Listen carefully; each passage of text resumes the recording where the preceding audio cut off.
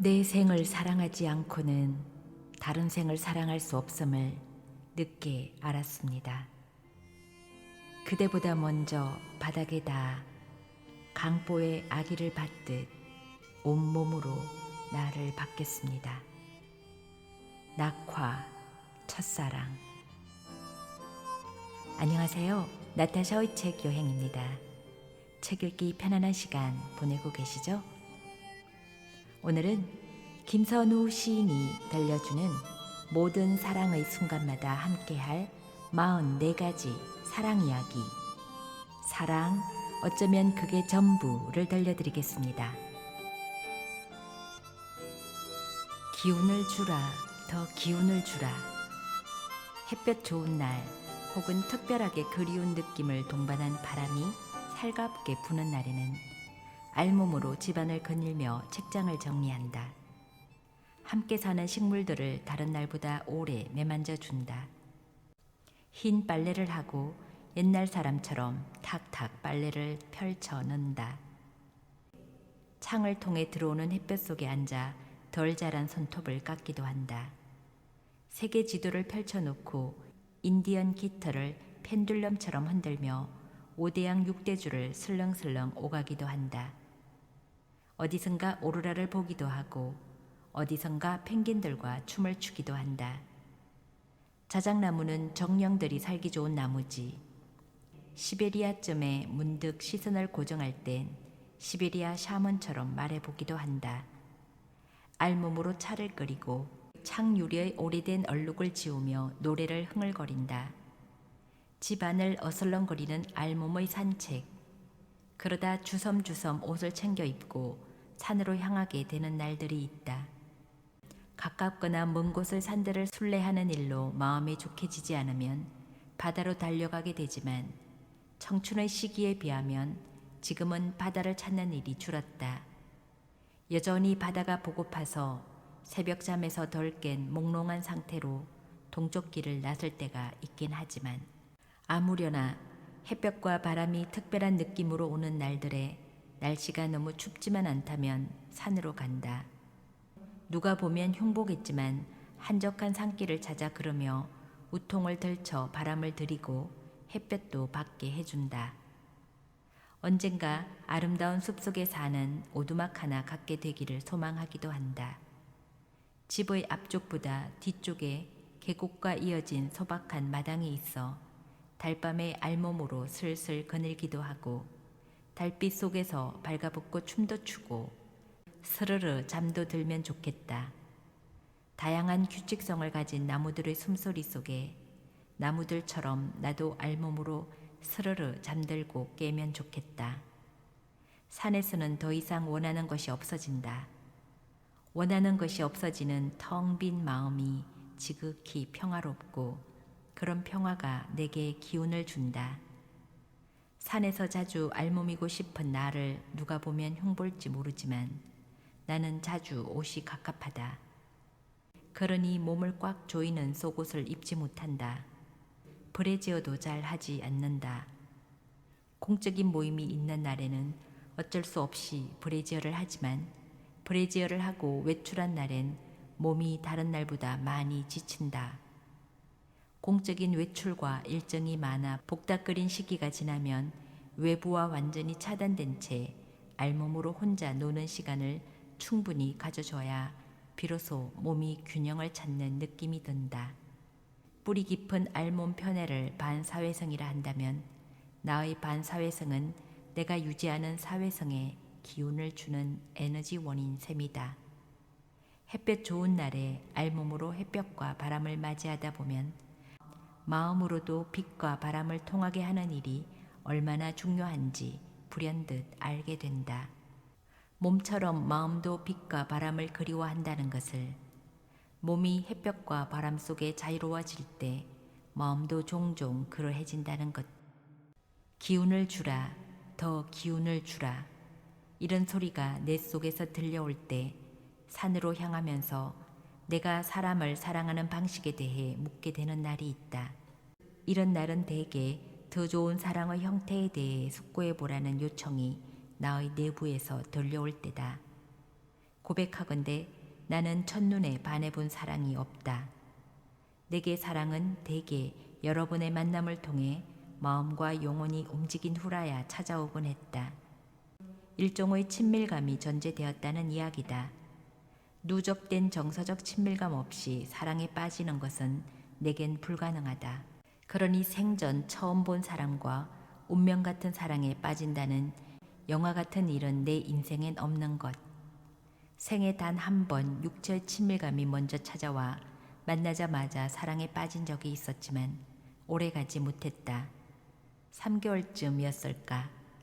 과학자들이 운운하는 사랑의 호르몬 유효 기간이 정확히 맞아떨어진 케이스였다. 사랑이 육체와 영혼의 오케스트라인 것이 물리적으로 증명된 경우라 하겠다. 나는 에로스를 찬미하는 사람이지만 강렬한 사랑에 빠지는 것만큼이나 친밀한 관계들이 인생에서 중요하다고 생각하는 사람이다. 서로 다른 자아로서의 각자를 존중하면서 서로의 삶을 북돋울 수 있는 관계를 형성하는 일. 불같이 타오르는 매혹이기보다 장기적이고 지속적으로 서로에게 힘이 되어줄 수 있는 관계의 친밀함이 좋다. 나는 동성이건 이성이건 간에 이 친밀성의 관계들이 상대방의 행복과 성장을 지지하고 도와줄 수 있기를 원한다. 이것은 사랑에 빠지는 것과는 또 다른 매혹이다. 어느 지점에서 시작하든 사랑은 강렬한 인력과 함께 오로지 너만 보이는 단계를 거치게 된다. 하나 되고자 몸부림치고 잃을까봐 아둥바둥하는 이 강렬한 욕망은 순도가 높아서 그만큼 고통스러울 확률이 높지만 고통을 무릅쓰고라도 그 순간 인생의 전부를 걸고 하는 게 사랑이다. 평생 이 같은 순도를 유지할 수 있으면 좋지만 사랑은 이처럼 많은 에너지를 필요로 하는 일이니 때로 쉬면서 스스로를 충전할 필요가 있다. 기운을 주라, 더 기운을 주라고 원하고 기운을 줄 수 있어 좋고 받을 수 있어 좋은 친밀한 관계들이 좋다. 사랑에, 연애에 빠질 수도 있을 만큼 특별한 친밀감을 느끼지만 자칫 친밀감을 잃어버릴 수도 있는 연애에 빠지지 않는 것도 좋아 보인다. 일종의 긍정적인 거리 유지. 나이를 먹는 즐거움 중 하나는 연애의 뜨거움과 친밀한 관계 맺기 사이에서 장기간 서로에게 더 좋은 관계가 무엇인지를 성찰하고 조율할 수 있는 능력이 생긴다는 것이다. 사랑의 다른 얼굴인 이것은 우정의 능력이다. 사랑의 연대 중 가장 안정적이고 평화로운 방식인 우정의 힘. 성별, 나이, 계층, 인종, 민족, 국가와 상관없이 더 다양한 우정의 관계들이 생길수록 인생은 풍요로워지고 세상은 평화로워진다.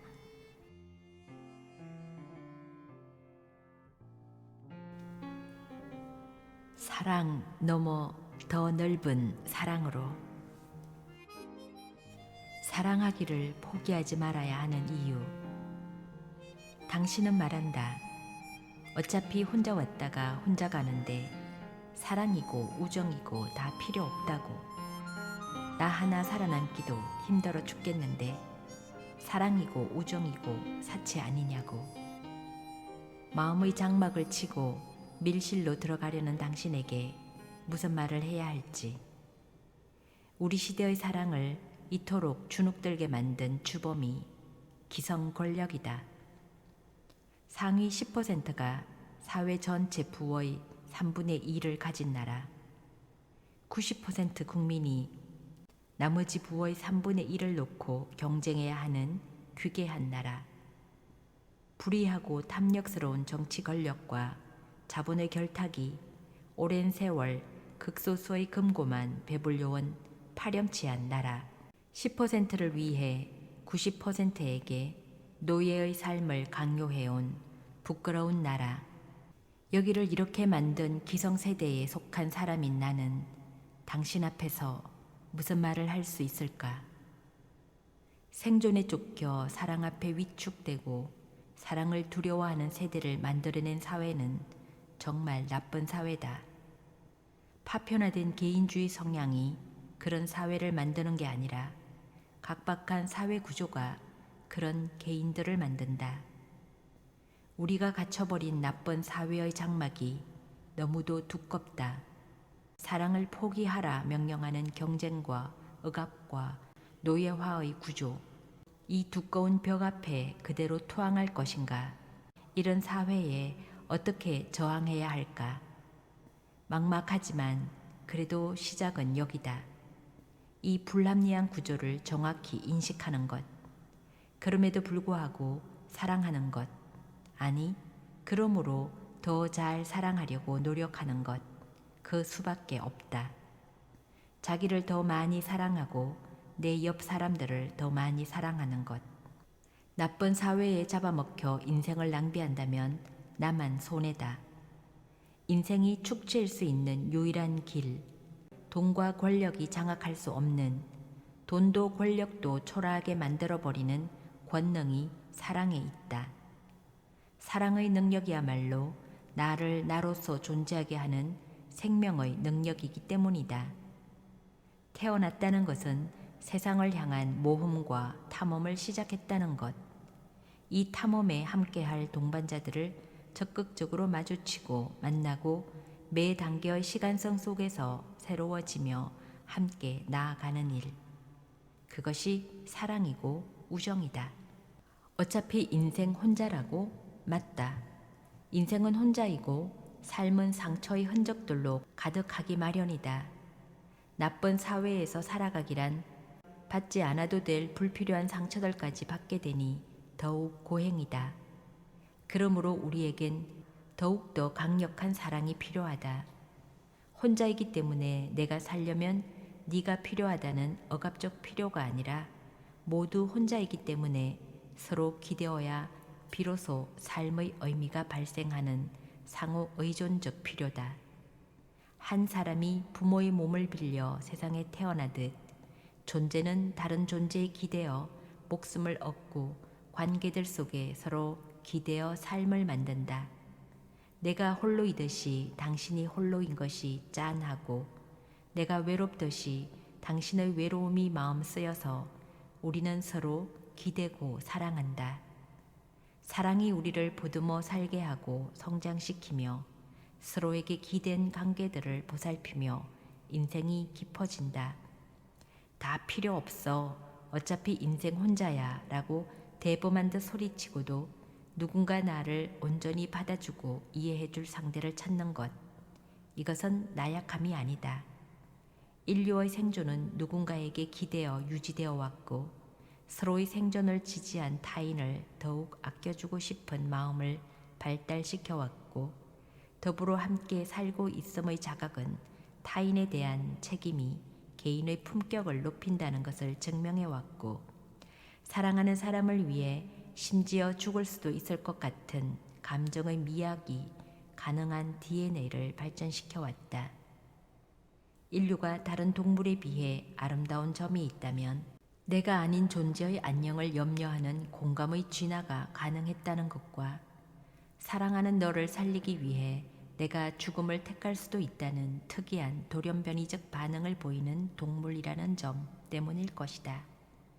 물론 모든 인간이 이런特이성을 보이지는 않지만 자기 생존을 포기하고서라도 애착하는 누군가를 살리고픈 마음을 지닐 수 있는 존재로 인간이 진화해 왔다는 것은 우리가 인류의 일원인 것에 긍지를 가지게 하는 진짜 건사한 이유 아닐까. 이런 성향은 동물계 일반에서는 볼 수 없는 특이한 반응이다. 적자 생존의 본능만 쫓아 사는 게 아니라 생존 본능 이상의 그 무언가를 가져야 비로소 인간이라고 느끼는 바로 그 지점. 사람이 그러면서나 사람으로서 그런 일을 할 수는 없다. 인간된 도리 등으로 회자되는 인간됨의 품격과 자긍심은 사랑으로부터 발현된다. 사랑하기를 포기하지 않는 사람들이 미래를 만든다. 사랑을 받는 것만이 아니라 사랑을 주고자 하는 적극적 의지의 발현.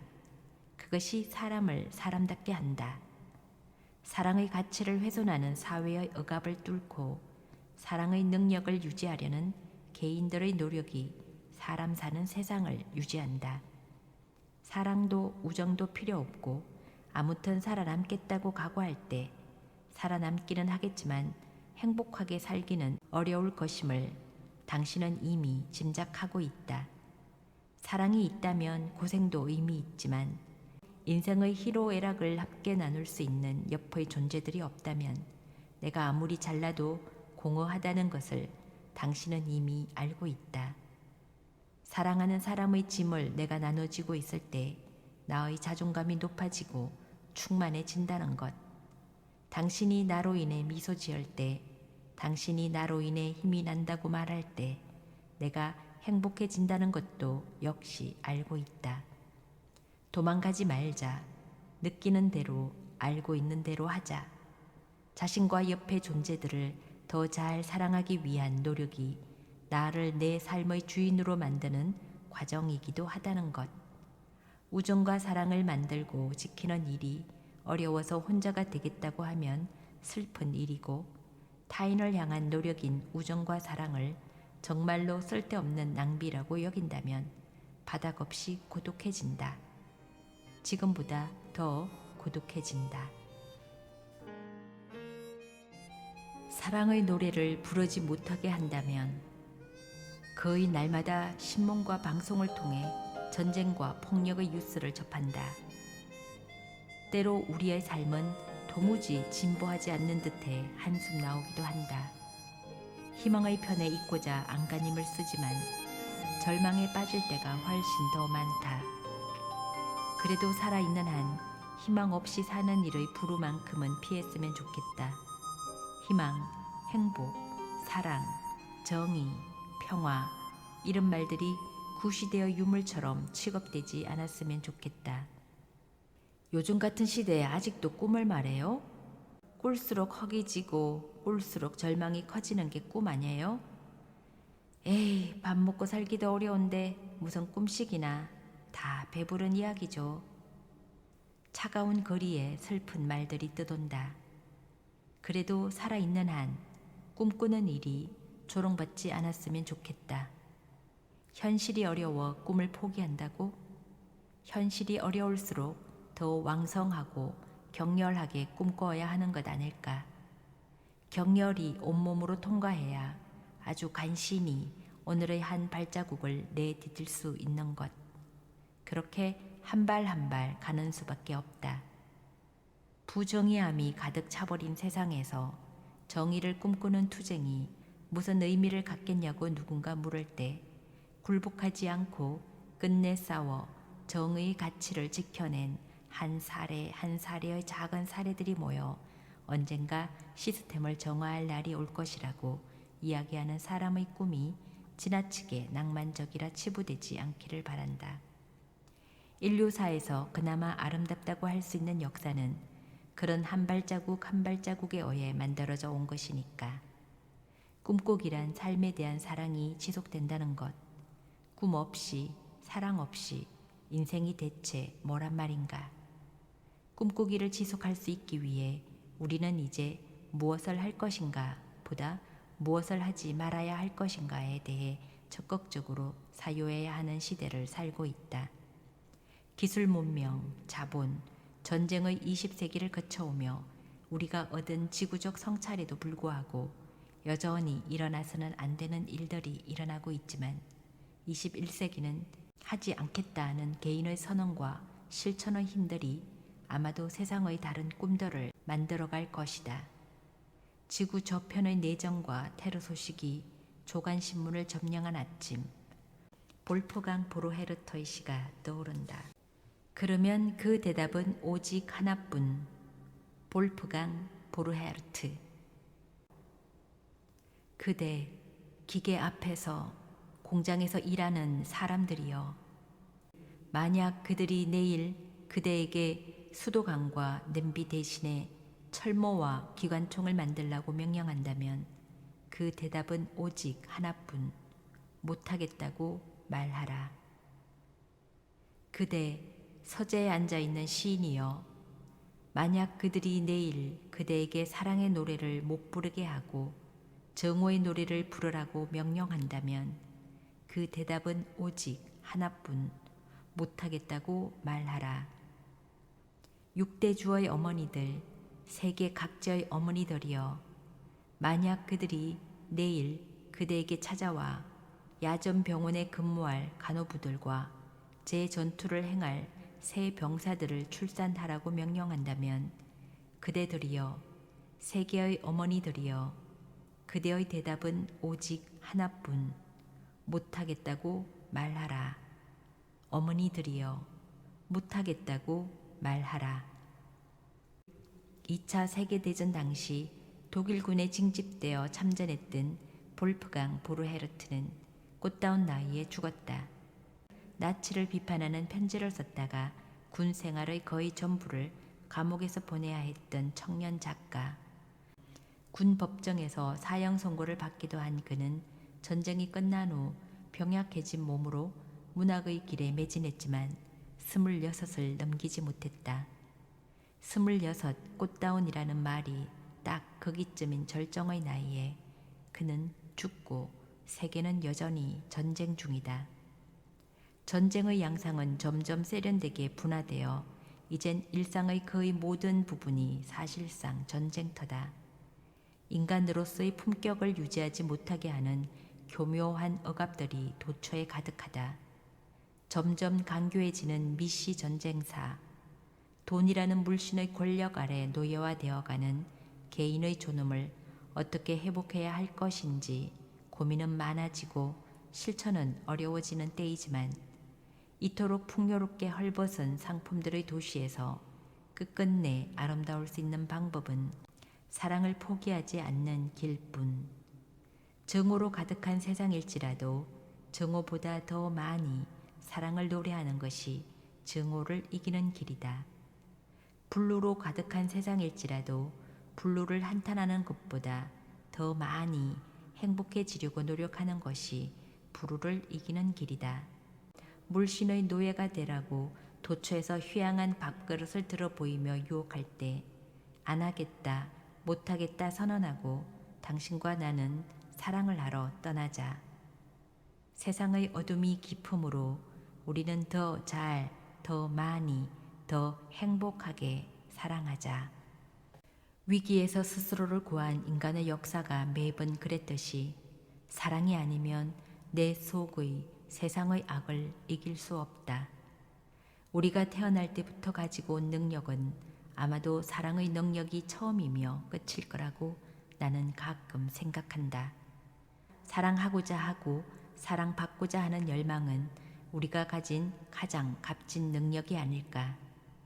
전쟁 대신 사랑의 속삭임들이 넘쳐나기를, 폭력 대신 아름다운 섹스가 넘쳐나기를, 사랑하라고, 더 충분히 사랑하라고 우리는 지상에 자꾸 보내져 오는 것인지도 모른다. 아직 충분히 사랑하지 못하여 세상이 이토록 아프다고 더 많이 사랑하라고. 그를 사랑했던 첫 마음으로. 많은 여자 사람과 남자 사람을 사랑하는 것처럼 나는 많은 신화 속의 신과 정령들을 좋아한다. 관음보살, 타라, 가이아, 샥티, 아르테미스, 마고, 삼신알미, 바리공주, 서왕모를 좋아한다. 고타마 붓다, 예수, 성 프란체스코, 성모 마리아와 막달라 마리아를 사랑한다. 로자 룩셈부르크, 시몬 베유, 프리다 칼로, 조르주 상드, 황진이, 허난설원, 메르세데스 소사. 내가 변함없이 사랑한 여자들은 너무도 많아 일일이 손으로 꼽기에도 모자랄 정도다. 그런데 내가 변함없이 사랑한 남자는 이런, 꼽아보니 꽤 되기는 하지만 여자들에 비하면 미미한 편이다. 한때 좋아했더라도 더 이상 좋아하지 않게 된 이도 있고 조금만 좋아하게 되어버린 이도 있다. 그 중에 한결같은 사랑을 느끼는 이들이라면 체 게바라와 카를 마르크스 정도다. 에르네스토 체 게바라. 두말할 것도 없이 체는 내가 가장 사랑하는 남자 중 하나다. 새로운 인간을 꿈꾼 젊은이, 목숨을 걸고 자신의 꿈을 향해 나아갔고 모험을 두려워하지 않았기에 새로운 인간이 된 체 게바라. 29에 쿠바 혁명군 사령관이 되고 39에 죽음의 품격을 지킨 채 총살당한 이 남자의 세상을 향한 뜨거운 사랑은 여전히 나를 감동시킨다. 마지막 게릴라 전투지가 된 볼리비아의 정글로 가는 것을 만류하던 동료들에게 체가 남긴 말. 세상에는 두 부류의 인간이 있다. 몸이 이끄는 방향으로 가는 이와 정신이 이끄는 방향으로 가는 이. 인류사의 한 맥락에 전쟁의 역사가 있다면 그리스 시대 이후 끊임없이 유전되던 꿇고 사느니 서서 죽겠다는 말 역시 체에 이르러 가장 생생해진다. 지금 여기의 진실을 구하고 사랑한 이 남자의 자유의 방식은 담대하며 따스한 에로서의 여정이다. 체의 사진을 놓고 매일 기도한다는 볼리비아 할머니를 한 다큐 필름에서 본 적 있다. 세상에 태어나 채처럼 친절한 눈빛으로 자신의 이야기를 들어준 사람은 없었노라고 말하는 할머니. 수많은 볼리비아 민중들이 기억하는 체의 친절함이 그의 마음 깊은 곳에서 진심으로 흘러나온 것임을 나는 느낀다. 가식 없는 깨끗하고 깊은 진심의 뜨거움을. 사랑하고 싶은 이미 사랑한 남자. 긴장이 감도는 막사에서도 사진기를 들고 작고 아름다운 것들을 찍기를 좋아하고 모처럼의 휴식엔 밀림의 형태를 그대로 따라가며 아무런 장비 없이 골프를 치던 남자. 전투가 끝나고 별이 빛나는 밤에 딸에게 주는 시를 속삭여주는 남자. 마치 세상의 한 기퉁이에서 내가 정면으로 마주쳤던 것처럼 다정하고 대담하며 빛나는 눈빛을 보여준 남자. 출구 없는 세상의 한쪽 벽을 반복해서 비추며 스스로 온몸을 던져 뚫고 나가려던 사내의 채취를 손에 잡힐 듯 느낀다. 모든 진실된 인간은 다른 사람의 뺨이 자신의 뺨에 닿는 것을 느껴야 한다고 말하는 이 남자는 사랑이 왜 혁명인지 알고 있다. 어떤 날은 체 게바라 추모곡 컴필레이션을 종일 듣기도 한다. 체는 말한다. 내 나이 15살 때 나는 무엇을 위해 죽어야 하는가를 놓고 깊이 고민했다. 그리고 그 죽음조차도 기꺼이 받아들일 수 있는 하나의 이상을 찾게 되면 나는 비로소 기꺼이 목숨을 바칠 것을 결심했다. 먼저 나는 가장 품위 있게 죽을 수 있는 방법부터 생각했다. 그렇지 않으면 내 모든 것을 잃어버릴 것 같았기 때문이다. 문득 잭 런던이 쓴 옛날 얘기가 떠올랐다. 죽음에 임박한 주인공이 마음속으로 차가운 알래스카의 황야 같은 곳에서 혼자 나무에 기댄 채 외로이 죽어가기로 결심한다는 이야기였다. 그것은 내가 생각하는 유일한 죽음의 모습이었다. 체 게베라의 죽음에 대한 사유는 삶의 사랑이었을 것이다. 아인슈타인이 아프리카를 사랑했던 것처럼 국경이 없고 구획이 없는 삶을 살았던 채 아르헨티나에서 태어나 볼리비아 밀림에서 죽은 그는 사람의 땅, 사람의 역사를 온 몸과 온 힘으로 다만 사랑했다. 진정한 코스모폴리탄이자 로맨티스트였던 채. 그는 가장 좋은 의미에서의 시인이다. 삶 전체로 가장 아름다운 시를 완성한 사람. 채를 떠올릴 때 함께 떠오르는 시는 나로서는 당연히 카를 마르크스의 것이다. 카를 마르크스, 그 역시 진심으로 인간을 사랑했던 진정한 코스모폴리탄이자 로맨티스트이니까. 시인의 사랑, 카를 마르크스. 언제까지나 시인은 사랑하지 않으면 안 된다. 언제까지나 불타고 언제까지나 강하라. 파도가 시인을 떠내려 보낼 때까지, 호흡이 시인으로부터 지워질 때까지, 시인이 한번 가슴의 깊은 곳에서 끌어안은 것, 시인의 혼을 꿰뚫고 지나간 것, 그것은 영원히 정신 안에서 불타고 있다. 청춘과 감정이 남아있는 한 시인은 언제까지나 불타고 있다. 그리고 그 불꽃은 결코 이 세상의 혼란에 꺼지지 않는다. 아름다운 것은 그리움이다. 흔들리며 움직이는 섬세한 빛이다. 영혼 쪽으로 보다 가까이 다가가라, 시인이여. 뜬 구름에 정처 없이 실려서 우리를 지배하는 것은 영원한 그리움, 영원한 고통, 투쟁하는 것. 이것이 시인의 할 일이다. 카를 마르크스가 청년기에 쓴 시다. 그가 처음 시를 쓰기 시작한 것은 15세 무렵이었고 본격적인 시작은 고등학교 시절 청년 도이치 문학 서클에 가입하면서부터였다.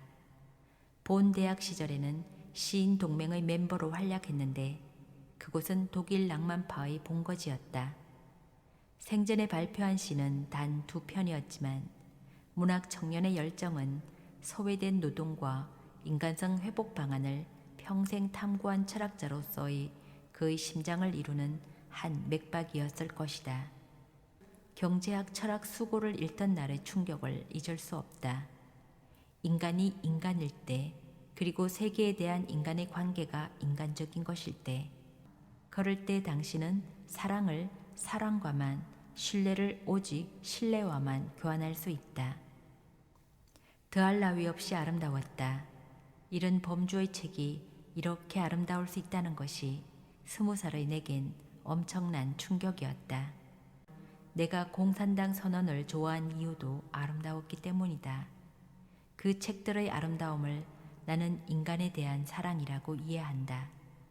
먼 훗날 그가 스스로 입을 통해 내뱉은 말, 나는 마르크스주의자가 아니다에 이르기까지 세상의 모든 일하는 사람들이 자본과 권력의 직간접적 억압으로부터 벗어나 오직 자기 자신으로 사랑받을 수 있기를 원했던 사람.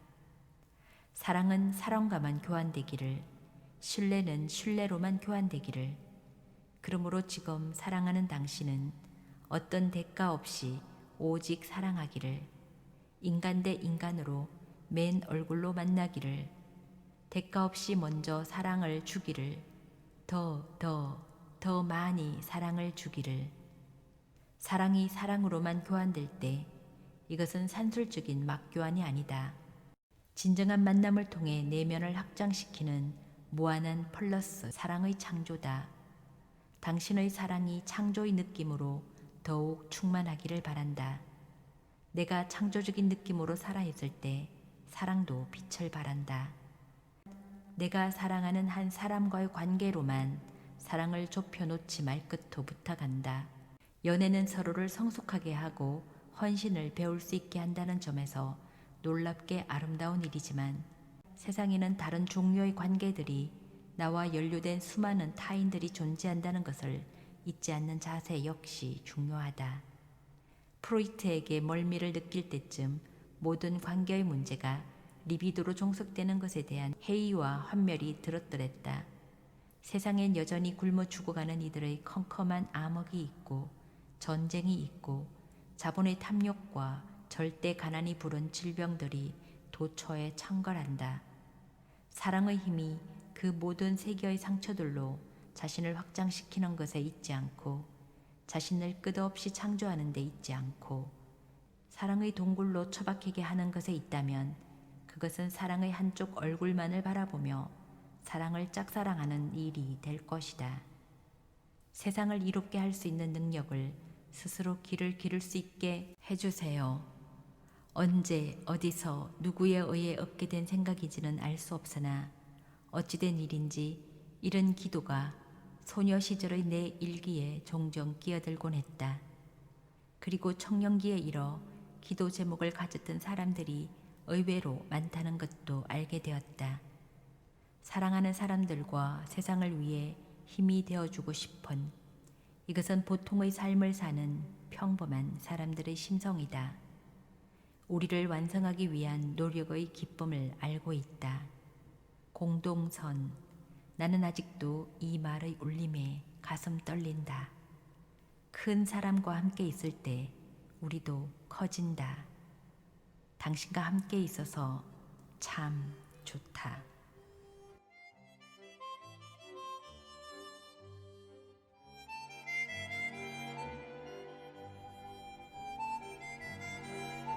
마야코프스키를 잃는 밤, 나의 시를 엄숙하게 손처럼 쳐들고 변함없이 진실하게 그대를 사랑하노라고.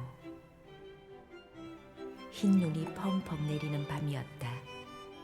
갑자기 떠오른 사람이 마야코프스키였다. 흰 눈 속에 흰이 한가득한 자작나무 숲, 레닌그라드, 네바강, 보드카, 페치카, 뭐 그런 것들이 한꺼번에 떠올랐기 때문인지도.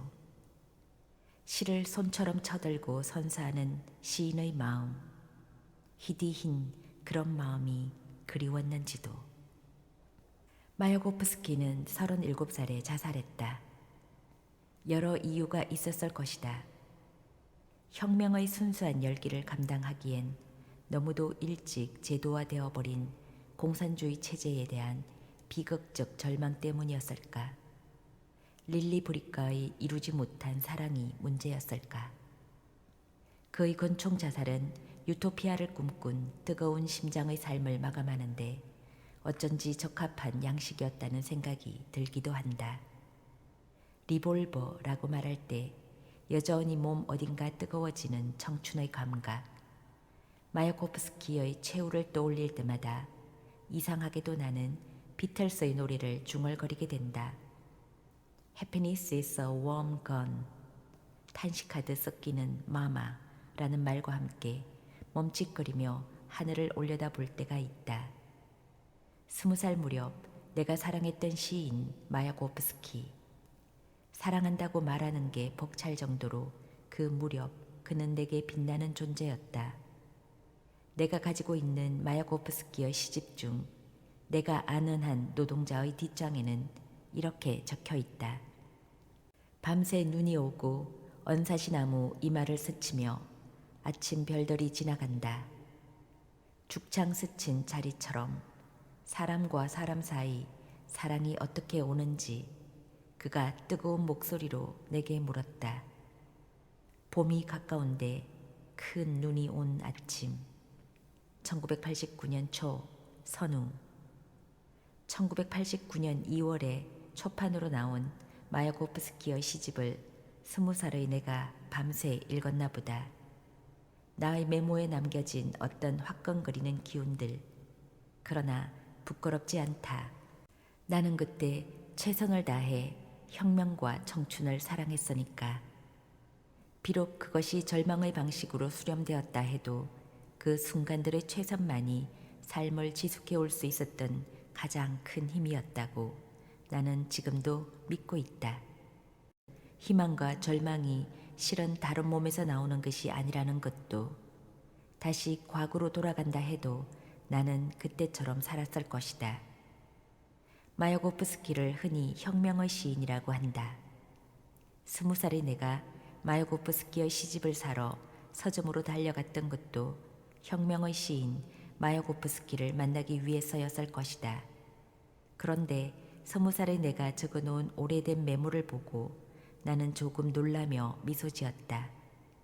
사람과 사람 사이에 사랑이 어떻게 오는지라고 적고 있는 20살의 나는 사랑의 시인으로 마야코프스키를 받아들이고 있었던 거다. 그토록 뜨겁게 뒤척이던 혁명의 꿈이 곧 사랑의 발로임을 말하고 싶었는지도 모른다.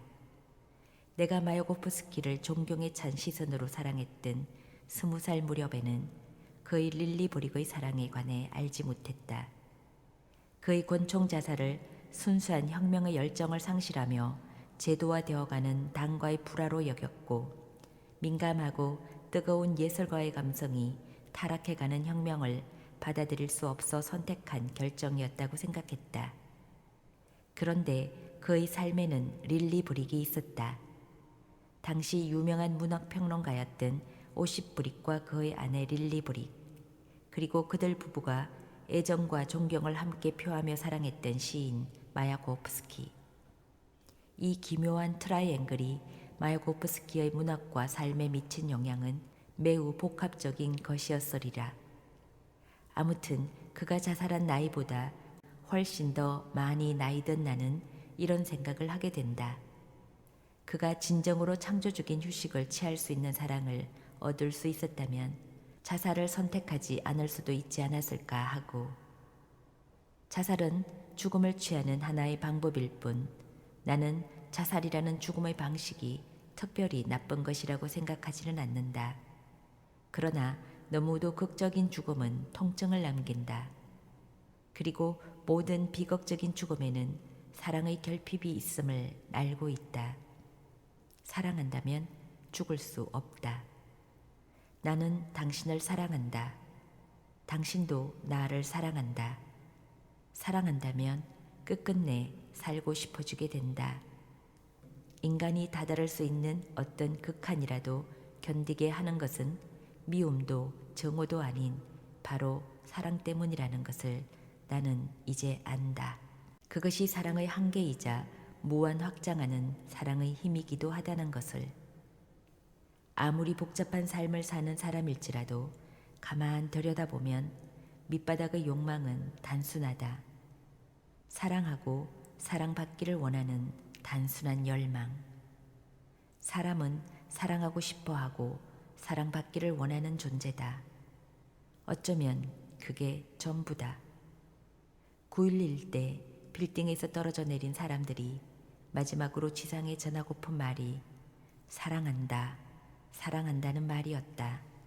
내가 만약 어떤 사지에서 기어코 살아나오고자 안간힘 쓰게 된다면 그것은 오직 사랑의 힘으로서만 가능할 것이다. 우스갯소리지만 나는 오래전부터 이렇게 생각해왔다. 사막에서 길을 잃으면 나는 사막을 벗어나려고 안간힘 쓰지 않고 결 좋은 모래 언덕에 몸을 누이고 별이나 실컷 바라보면서 조금씩 말라가야지. 삶을 향해 발부둥 치지 않고 그렇게 기꺼이 죽음에 가까워지는 것을 택할 것 같다고. 이런 내가 만약 사막에서 살아나오고자 안간힘 쓴다면 그것은 사막 바깥에 누군가 껴안고 사랑한다고 말해 주어야 할 사람이 있기 때문일 것이다. 사랑이여, 내 안에서 번갯불처럼 머뭇거리니 고맙다. 추신, 마야코프스키의 유서에는 이런 말이 적혀 있다고 한다. 릴리, 나를 사랑해 주오. 줄리아 크리스테바는 생의 모든 문제는 사랑에서 비롯된다. 인간의 한 평생은 거대하고 영원한 사랑의 과정이라고 말합니다. 사랑이 사치로 느껴지는 서글픈 시대. 그럼에도 불구하고 사랑이 답이다. 사랑이 없다면 삶이란 아무 의미가 없다고 김선우 시인은 말합니다. 지금까지 나타샤의 책 여행이었습니다.